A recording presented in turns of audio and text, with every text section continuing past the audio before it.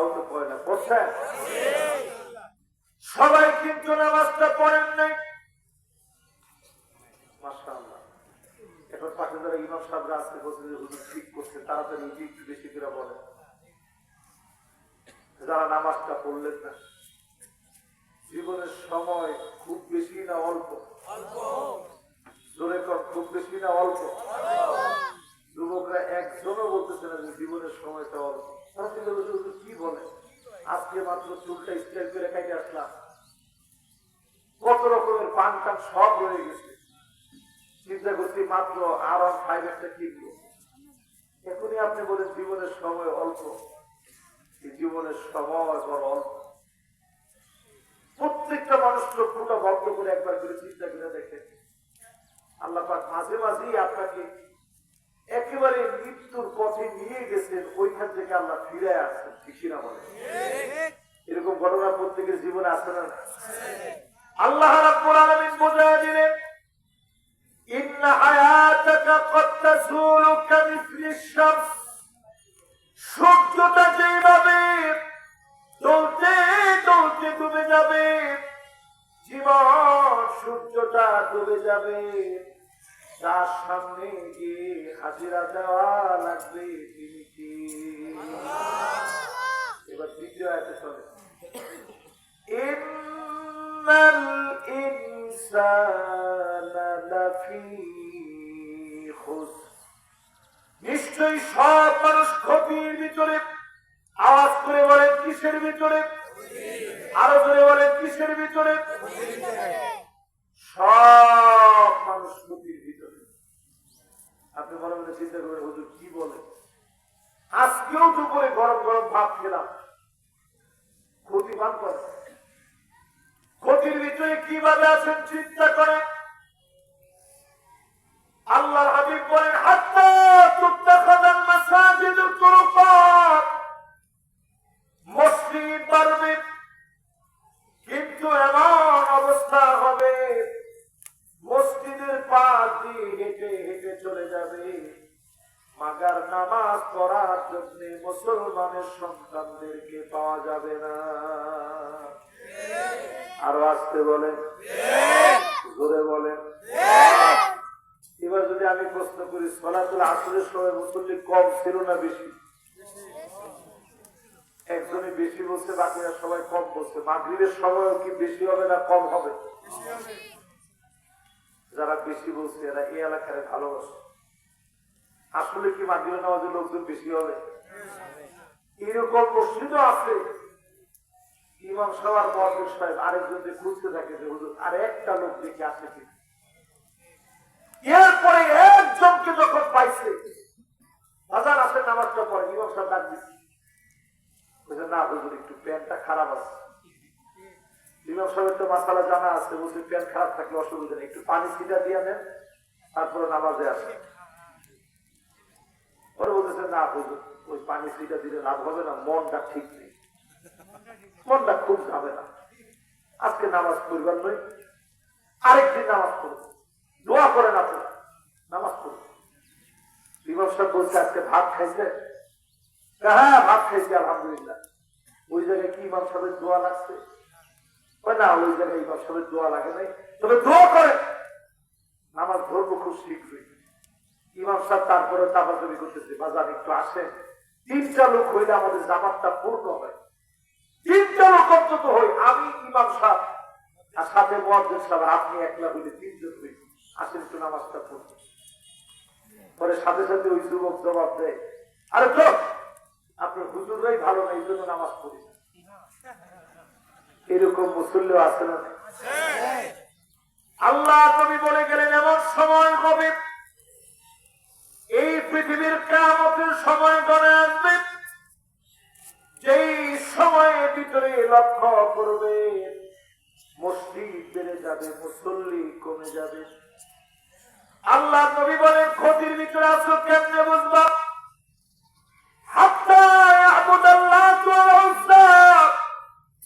মুসলমানের ছেলে হয়ে হিন্দুদের পূজায় গিয়ে নাচানাচি করবে, গান বাজনা করবে, সারা বাংলাদেশে হলেও হিলি অঞ্চলের মুসলমানেরা এমন করে না। কি বলেন আছে? আপনি কি একটু দেখবেন 100 জন যদি থাকে হিন্দুদের পূজার ভিতরে, আমার আপনার মতো মুসলমানের ছেলেরা 60% গিয়ে ভরে গেছে। হিন্দুরা পর্যন্ত মাইকের সামনে বলতে বাধ্য হয়, এবারে পূজায় খুব ভালোভাবে পূজা করতে পারি নাই, এত পরিমাণ মুসলমান আসছে, আমরা পূজায় গিয়ে জায়গা পাই নাই। হাইরে মুসলমান এর চেয়ে নির্লজ্জ মুসলমান হতে পারে না, ঠিক কিনা বলে?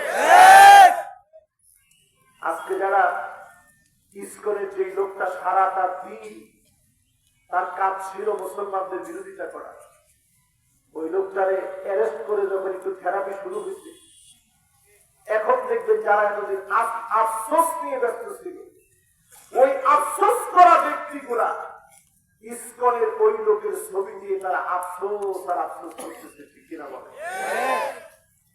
আজকে এই মাহফিল থেকে পরিষ্কার জেনে নেন, যতজন এই মাহফিলে বসলে আল্লাহ নবীর হাদিস অনুযায়ী বোঝা যায় মূর্তির সামনে গিয়ে মাথা নত করবে। আমরা মূর্তির সামনে মাথা নত করতে আসিনি, আল্লাহ নবীর মূর্তিকে উঠায় দিয়েছে। দাওয়াতি কাজ করে আমার এই ভূখণ্ডে হিন্দু ভাইদেরকে দাওয়াত দেন, সম্প্রীতি বজায় রাখে। আপনি দেখবেন কালেমা দীক্ষা যিনি কবুল করে নিবেন তিনি কে? ক্ষতির ভিতরে আছেন, বুঝবেন কেমনে?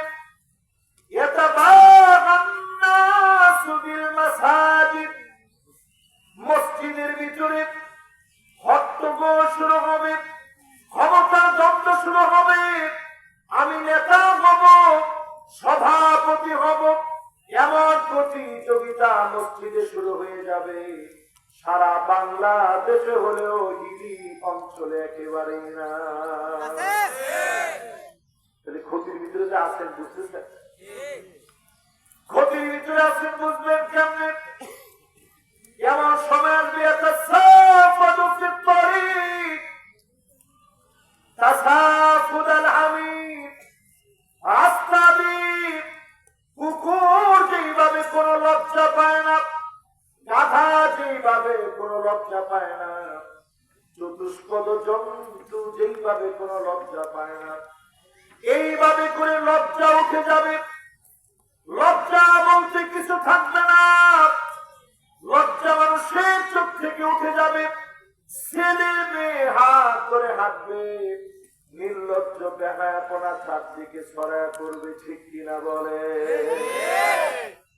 বেশি দূরে যাওয়া দরকার নেই, শুধু এই মাহফিলের পাশে সামনের যে রাস্তাটা আছে, আমি রাস্তার উদাহরণ দিয়ে যদি আপনাদেরকে বোঝাই, এই রাস্তা দিয়ে যদি বিগত 30 বছর আগে কোন ছেলে আর মেয়ে হাত ধরে হেঁটে হেঁটে যেত, নির্লজ্জ কোন কাজ যদি করত, তাহলে মায়ের একটাও মাটিতে বসতো না, কই করতো? কোথায়? আর এখন যদি মুরব্বীরা কেউ জিজ্ঞাসা করে, কিরে তুই এমটা করিস, সাথে সাথে কি বলবে? বলবে আমার বাপেরটা আমি খাই, যেমনি ইচ্ছা আমি হাঁটবো, তোমার সমস্যা কি? ঠিক কিনা বলে? তার মানে ক্ষতির ভিতরে আমরা চলে আসছি। লজ্জা বলতে কিছু নাই, আত্মসম্মান বোধ মানুষের চলে গেছে। আত্মসম্মান বলতে কোনো কিছু মানুষের নাই। আল্লাহ নবী বলেন, কেমনে বুঝবা তুমি ক্ষতির ভিতরে আছো? ক্ষতির ভিতরে আছো এইভাবে বুঝবা, মানুষ নির্লজ্জের মতো নাচানাচি করবে, কোমর জোড়ায় নাচবে। আজ থেকে 20 বছর আগে চিন্তা করে দেখেন, যদি কারো মেয়ে স্কুলের কোন অনুষ্ঠানে নাচত, আপনি স্কুলে গিয়ে বলতো আমার মেয়েকে দিয়ে কেন আপনি নাচাইলেন, আপনার জবাব দেওয়া লাগবে, আর এখনকার গার্জিয়ান যেমন হয়েছে, মা নিজেই পোশাক কিনে দেয়, বাপ নিজেই পোশাক কিনে দেয়, আপনি পরিষ্কার ভাবে বুঝে নেন মুসলমানরা চরম ক্ষতির ভিতরে পড়ে গেছি, ঠিক কিনা বলে? যে কথাগুলো বলতেছি এগুলা কি মিলতেছে? একজনে বলছে না মিলে না, ও একজনে বলছে না মিলতেছে। তাহলে একটু মনোযোগ দিয়ে বলেন আসলে কি মিলতেছে? এগুলো নবীজি বলে গেছেন 1450 বছর আগে। আল্লাহ নবী বলে গেলেন কেমনে বুঝলাম? নবীজি বললেন মানুষ কবরের সামনে দিয়ে যাবে, আফসোস করে বলবে ইয়া লাইতানি মাকানা, হায় আমার আফসোস, এই কবরের ভিতরে আমার ঘুমায় যাওয়া লাগবে। আল্লাহ এখনই আপনি আমাকে নিয়ে যান, আর দুনিয়ার জীবনে বাঁচতে চাই না। আমি একটা গান দেখে অবাক হয়ে গেছি, আজরাইল কি ছিল না? আজকে বললেও তো বললাম, সামনের দিন বললেও বলবো, আজরাইলকে আমার চিনে না, তিনি এখনই আসে না কেন? আমি চিন্তা করেন, তার মানে পুরাপুরি আমরা ক্ষতির ভিতরে এখন দৌড়াচ্ছি, ঠিক কিনা বলেন? এরপর আল্লাহ রাব্বুল আলামিন ক্ষতি থেকে বাঁচার জন্য 4টা ফর্মুলা দিলেন। আওয়াজ করে বলেন কয়টা ফর্মুলা? 4টা ফর্মুলা দিয়েছেন। আয়াত জানি কয়টা? শব্দ কয়টা? অক্ষর কয়টা? মাশাআল্লাহ, সুন্দর মনোযোগ আছে। আল্লাহ রাব্বুল আলামিন বলেন ইল্লাল্লাযীনা আমানু, যারা ঈমান আনবে ক্ষতি থেকে যিনি বাঁচায় দিবেন তিনি কে? আল্লাহর বড় শুকরিয়া, ঈমানের মতো দৌলত আল্লাহ দিয়েছে। এই দৌলত সাধারণ দৌলত না, ঈমান এমন সম্পদ মালিক যারে পছন্দ করে তাকে ঈমানের দৌলত দেয়। আল্লাহ পাকের আদালতে 2 জন ব্যক্তিকে সেদিন দাঁড় করাবেন। একজনের যার কোনো ঈমান নাই, দুনিয়ায় টাকা পয়সা সব ছিল, দুনিয়ার জীবনে টাকা পয়সা সব ছিল, ঈমানের দৌলত ছিল না। সেই লোকটাকে সেদিন আল্লাহ রাব্বুল আলামিন ডাক দিবেন, আরেকজন ব্যক্তিকে ডাকবেন দুনিয়ার সবচেয়ে মার খাওয়া মাজলুম ব্যক্তি, দিন প্রতিষ্ঠার জন্য মার খেয়েছে। 2 জনকে মালিক ডেকে নিবে, একজনের ঈমান নাই, আরেকজন ঈমানের জন্য মার খেয়েছে। আল্লাহ পাক বলবেন ফেরেশতারা বেঈমানটাকে এক নজর জাহান্নাম দেখানো, আর আমার ঈমানদার ব্যক্তিকে এক নজর জান্নাতটা দেখানো। বেঈমানকে নিয়ে যাওয়া হবে জাহান্নামের দিকে, জাহান্নামে ফেলে দেওয়া হবে না। ইবলিসুহু কবসাতাম মিনান নার,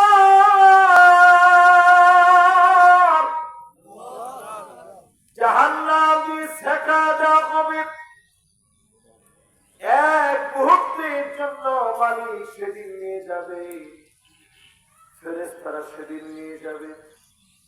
আর আল্লাহর জান্নাতি গোলাম দুনিয়ার জীবনে কষ্ট পেয়েছিল, জুলুম সহ্য করেছিল, আল্লাহ পাক তাকে বলবে এক নজর তারে জান্নাতটা দেখানো, এক নজর জান্নাত দেখানো।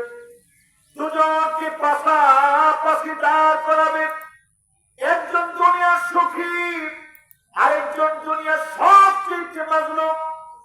2 জনকে মালিক সেদিন ডেকে আনবে।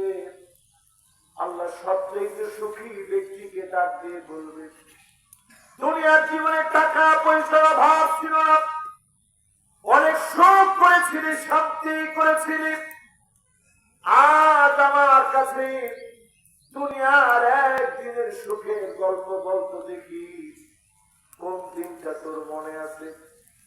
জাহান্নাম দিয়া শুধু একটা সেকা মেরেছে, লোকটা সেদিন চিৎকার করে বলবে মা সাবানি কত নাই।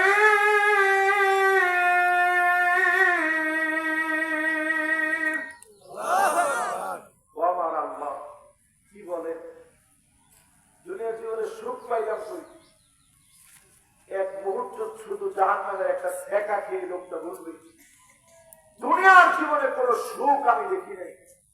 কোন সুখের কথা বলে? এবার আল্লাহ দুনিয়ার সব চিনতে মাজলুমকে বলবে কতদিন ঘরের ভিতরে ঘুমাতে পারিস নাই, বুক চাষা করে দিয়েছিল স্যার, ডান্ডা বেড়ি পড়া টেনে ঘিসড়ে নিয়েছিল, ফাঁসির মঞ্চে ঝুলাইছিল, সন্তানাদি অকাতরে তোর জন্য কেঁদেছিল। একটা কষ্টের কথা আমার বলতো দেখি, লোকটা সেদিন বলবে মা সাবানি কত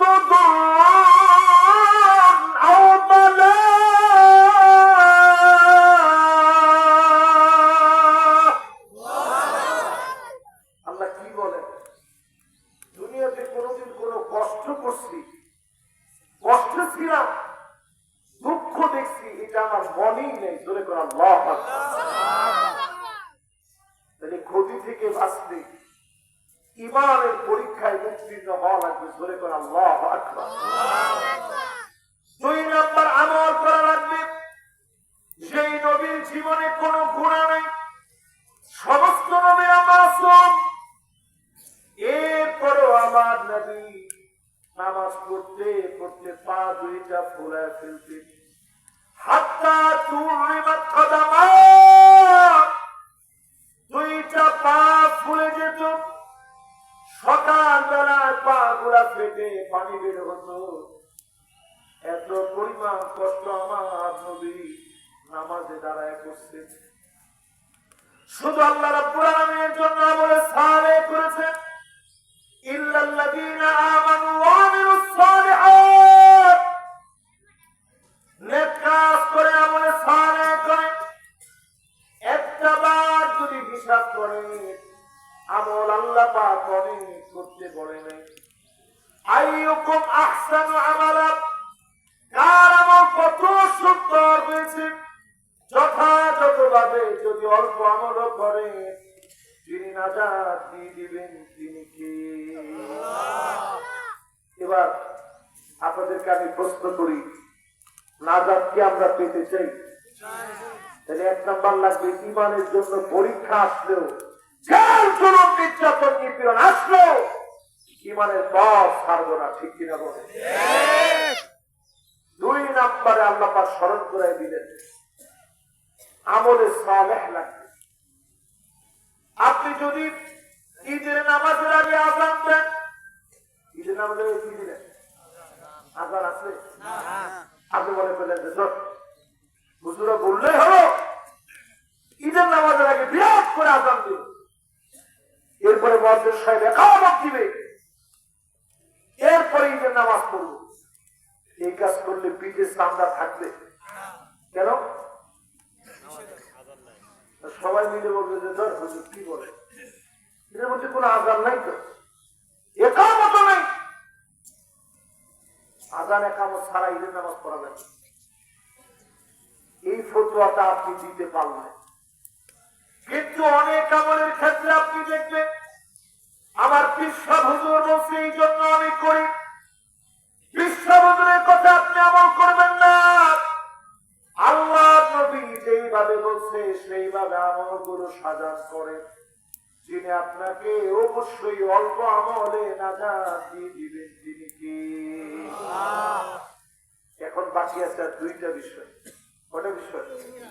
মাশাআল্লাহ, সুন্দর সময়, 3টা আয়াত, শব্দ কয়টা, অক্ষর কয়টা? মাশাআল্লাহ, সুন্দর সময়। আমি মনে করি একেবারে হক আদায় করি আপনাদেরকে নিয়ে যতগুলা কথা বলছি, 2টা পয়েন্টের বাকি কথাগুলো আরো মনোযোগ নিয়ে শুনে।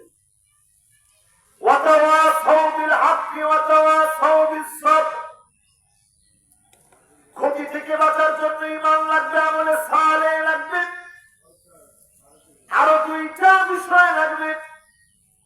1 নম্বরে ঈমানের পরে যেমন আমল লাগে, ঈমান আমলকে মজবুত করার জন্য হক কথা লাগবে। ধরে কোন কি কথা? হক কথার পরে আল্লাহ রাব্বুল আলামিন বললেন সবরের নসিহত লাগবে। হক কথা যখন বলবে, আমাদের প্রিয় আল্লামা দেলোয়ার হোসেন সাঈদী রাহমাতুল্লাহি আলাইহি 50 বছরের উপরে দিনের দাওয়াত দিয়েছেন। এই কোরআনের কথা বলে গেছেন। শুধুমাত্র ওনার এই জনপ্রিয়তার কারণে জালেমরা শত্রু মনে করেছে, ওনার উপরে জুলুম করেছে। ফলশ্রুতিতে জালেমদেরকে যিনি নিশ্চিহ্ন করে দিয়েছেন তিনি কে? ওনার নাম কিন্তু বাংলাদেশের একটা মানুষের হৃদয় থেকে মুছে যায়, কিন্তু জালেমদের নাম রাস্তাঘাট থেকে শুরু করে মানুষের হৃদয় থেকে মুছে যাচ্ছে। ঠিক কিনা? সাধারণ বিষয় নাকি? এই জন্য আল্লাহ রাব্বুল আলামিন জানায় দিলেন হক কথা নসিহত করা লাগবে। 53 বছরে অনেক কিছু আমরা দেখেছি বাংলাদেশে। এইবার সবাই বরাবরই করতেছে, সব দেখা শেষ, সামনে হবে আল কোরআনের বাংলাদেশ। আসলে শেষ সময়ে আপনারা কি এই কথা বলে দিতে পারেন যে আগামীতে এই বাংলাদেশ হবে আল কোরআনের বাংলাদেশ? দিতে পারেন ইনশাআল্লাহ? এবার একটু মনোযোগ নিয়ে শুনেন কেন এটা বলছি। আগামী দিন কোরআনের জন্য আসছে। অনেক মা বোন মনে মনে চিন্তা করতেছে, হুজুর আপনি যেই ওয়াজ করতেছেন আমরা কিন্তু হুজুরদের সাথে নেই।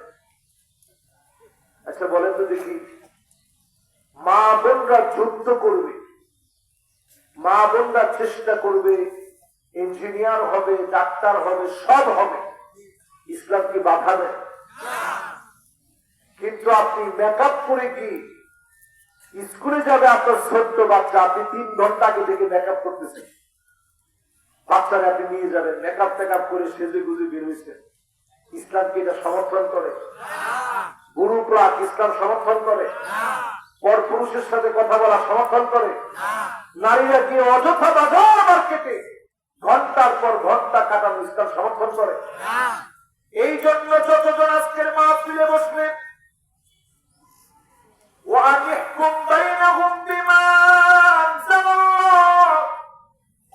এই কোরআন দিয়ে বিচার করা লাগবে। নবীজিকে আল্লাহ পাক পরিষ্কার জানায় দিলেন, এটা আমার জন্য নফল করা হয় নাই, সুন্নাত বানানো হয় নাই, এটা আমার জন্য ফরজ করে দেওয়া হয়েছে। নামাজ প্রতিষ্ঠা করা লাগবে। পার্লামেন্ট থেকে যদি বলা হয় নামাজ পূর্ণাঙ্গ ফরজ, অবাধ্যচারণ করা যাবে না, নামাজ ছাড়া যাবে না। আপনি দেখবেন মসজিদে মুসল্লি খোঁজা লাগবে না। অনেক সময় এমন হবে বাইরে চাটাই পেতে দিবেন, তারপরেও মুসল্লির সংখ্যা আসবে না। ঠিক কিনা বলে? এরপর আল্লাহ রাব্বুল আলামিন কোরআনুল কারীমের ভিতরে জানায় দেন, ওয়ালা তাত্তাবিউ আহওয়াহুম, মন গড়া বিচার করা যাবে না, মন গড়া বিচার চলবে না। আমার দেশে দেখেছি বিগত 100 বছরে জালেমরা শুধু মন গড়া বিচার চালিয়েছে। ঠিক কিনা বলে? এরপরে আল্লাহ কি বলে একটু শুনে, ঠিক করে বসে বসে মিলা। এখানে সব আলহামদুলিল্লাহ এই দিকে যারা বসছে আলেমরা বসছে, এই আলেমরা মাশাআল্লাহ হাফেজ কোরআন যারা আছে, যাদের মাথায় পাগড়ি পরাই দিলাম। সূরা মায়েদার ভিতরে আল্লাহ রাব্বুল আলামিন বলেন, ওয়াহযারুহুম আন ইফতিনুকা আন বা'দি মা আনজালাল্লাহু ইলাইক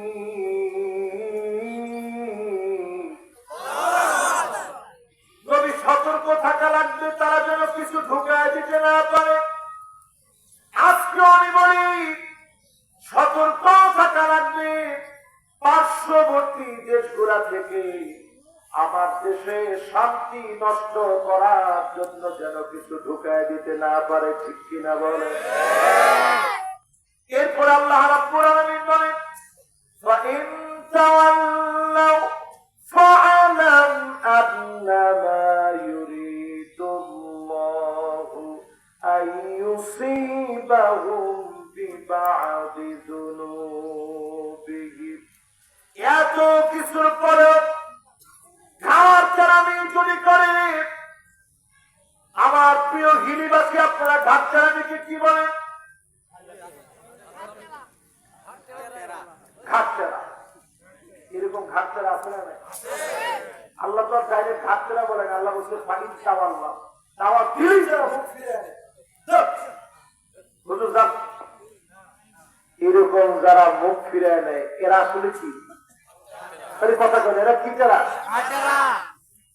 এইরকম যদি ঘাটচারামি করে, আল্লাহ বলেন অচিরে আযাব আসবে। বাঙালি শুনে রাখে, 5 আগস্টের পরে আল্লাহ পাক নতুন যে সময় দিয়েছে, ঘাটচারামি করে নষ্ট করে দিন না।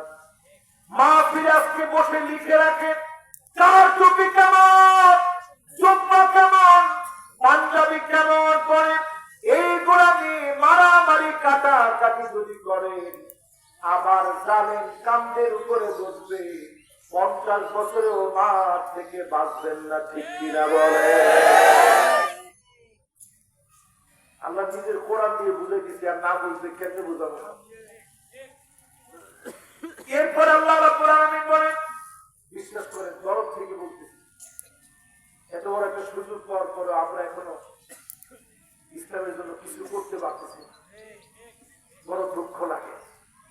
এখনো আমরা ফতোয়াবাজি নিয়ে যাচ্ছি।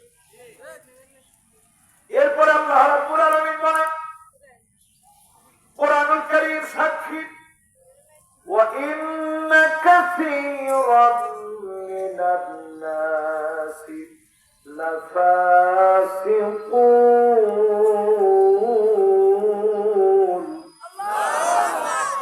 আল্লাহ বলেন না 2 জন 3 জন 5 জন 10 জন 15 জন 20 জন, কাসীরুম মিনান নাস, অধিকাংশ লোকেরা হবে ফাসিক। জোরে বলেন কি হবে? কথা বলেন। আল্লাহ বলেন লাফাসিকুন, শুধু ফাসিক না, ডাইরেক্ট ফাসিক। এরাই কোরআনের মাহফিলে বাধা দিয়েছে বিগত দিনে, এরাই কোরআনকে অপছন্দ করবে, এরাই কোরআনের বিরুদ্ধে দাঁড়াবে, ঠিক কিনা বলেন। এরপরে আল্লাহ রাব্বুল আলামিন বলেন, আফা হুকমাল জাহিলিয়াতি ইয়াবগুন।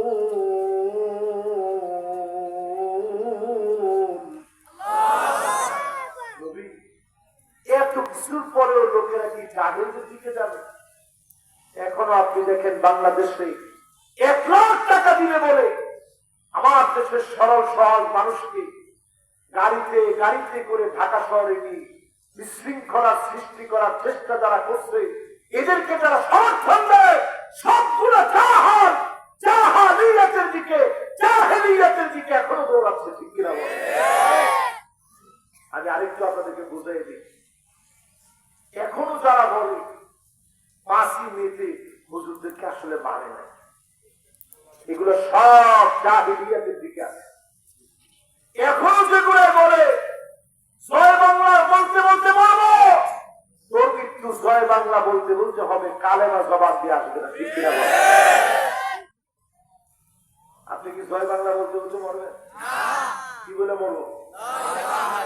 আল্লাহর কাছে পানা আছে, গলায় পাড়া দিয়ে ধরলেও জয় বাংলা যেন মুখ দিয়ে না আসে, কালেমা যেন আসে, ঠিক কিনা বলে। আহম্মদ জয় বাংলা বলতে বলতে মরবো, পরে 5টা থাপ্পড় দিচ্ছে কয়েকজনে, কি বলতে বলতে বলবি? না ভাই আমার ভুল হয়েছে, আমি বিদেশ থেকে আজকে কিছু বুঝি, হাবভাব বুঝি নেই, আর জীবনে বলবো।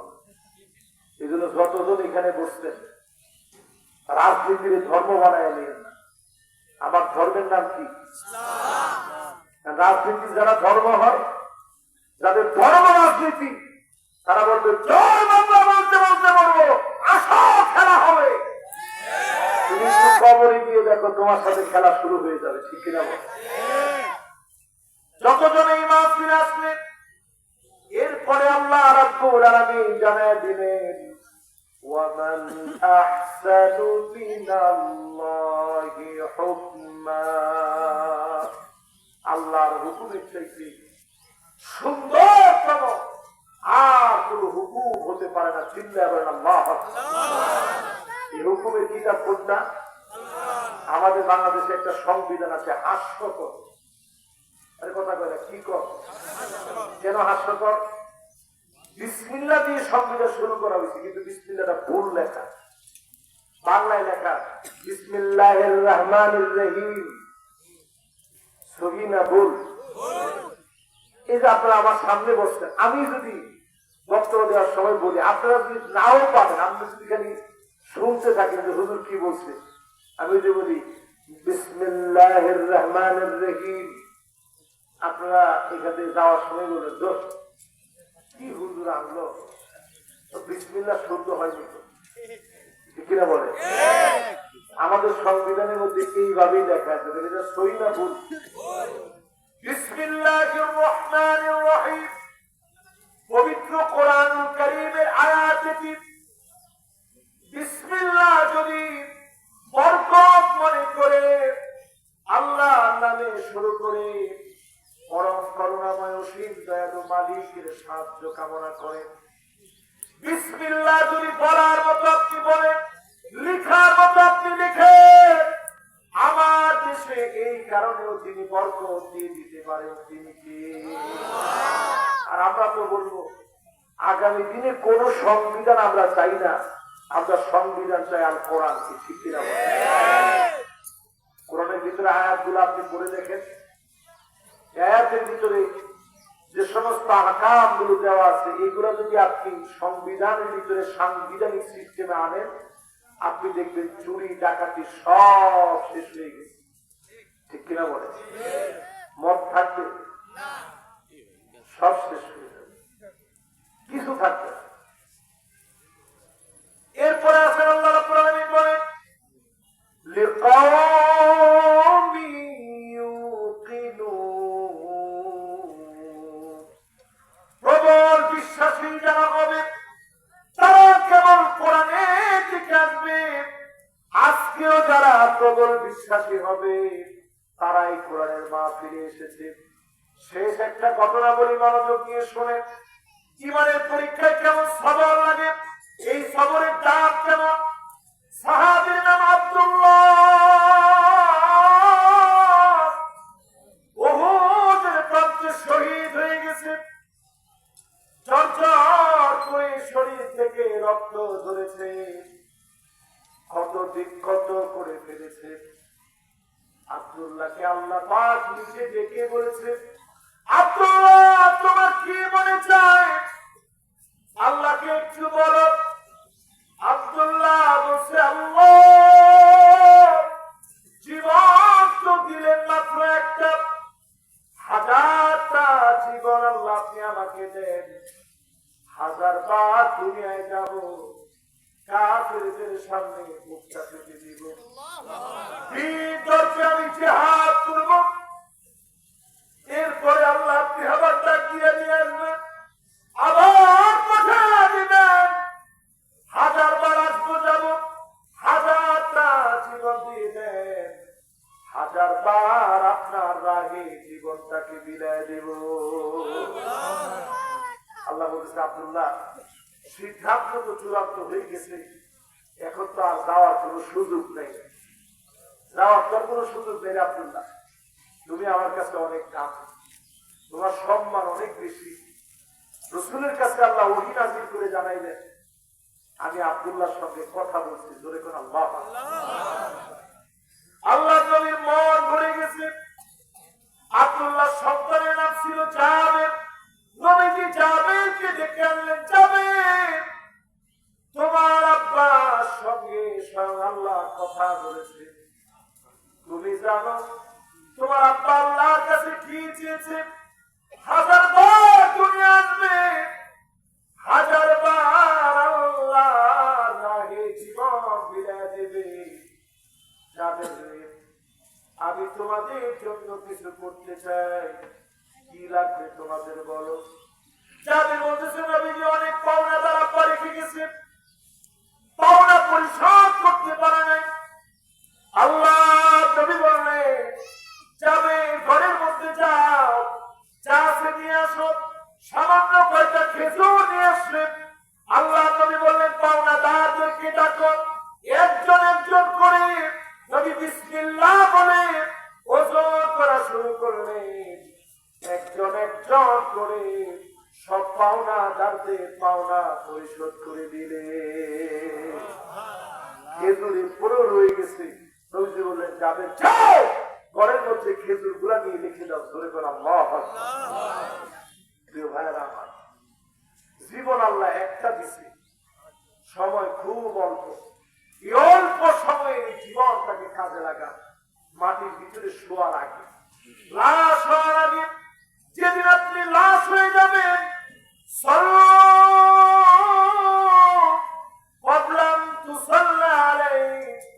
একদিন ইমামের সামনে আপনাকে শোয়া দেবে। জীবনের সব নামাজ ইমামের পিছনে দাঁড়ায় আপনি পড়ছেন, একদিন সামনে শোয়া দেবে। সেই শুয়ে যাওয়ার আগে নামাজ পড়ে প্রস্তুতি নেন। আজকের মাহফিল থেকে সিদ্ধান্ত নেন সালাতুল আসর এই সময় ফুরায় যাবে, মাগরিব চলে আসতেছে, নামাজি হয়ে যাব, যিনি কবুল করে নেবেন তিনি কে? হাত আল্লাহ পাকের দিকে এখন আমরা উঠাই দিব। আল্লাহুম্মা আমিন। রব্বানা ظلمنا أنفسنا وإن لم تغفر لنا وترحمنا لنكونن من الخاسرين. الله تعالى আজকের এই মাহফিল, এটা মাদ্রাসার মাহফিল, হাফিজিয়া এতিমখানা মাদ্রাসার মাহফিল। আল্লাহ আজকে দিনের বেলার এই আয়োজনে কর্মব্যস্ত লোকেরা, যাদের হাত গুলা কর্ম ব্যস্ততায় থাকে, কষ্ট করে যারা ইনকাম করে, যাদেরকে আপনি বড় বেশি পছন্দ করেন, মহব্বত করেন, এমন গোলামেরা বড় আসানি এই মাহফিল এসে বসে কথাগুলো শুনছে। আল্লাহ রাব্বুল আলামিন কথাগুলোর উপরে আমল করার তৌফিক দিয়ে দেন আল্লাহ। যতজন হাত তুললাম, ডানে বামে সামনে পিছনে, কবরের মধ্যে যারা ঘুমায় আছে, বিশেষ করে আল্লাহ যার মা